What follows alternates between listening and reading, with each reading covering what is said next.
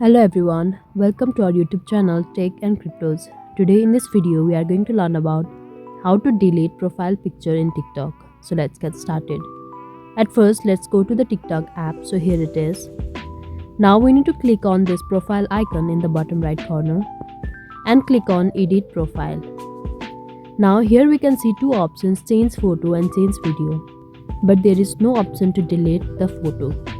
So what we can do is we can change the photo to the default TikTok profile picture. So for that we need to download it first. So let's go to the Google first. So here it is and search for default TikTok profile picture. And we can find so many options here. We can choose any, press here and click on download image. Now we can go back to our TikTok and click on change photo and select from gallery.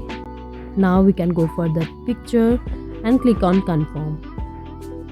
So now you can click on save and it's uploading now. It can take a few minutes to change.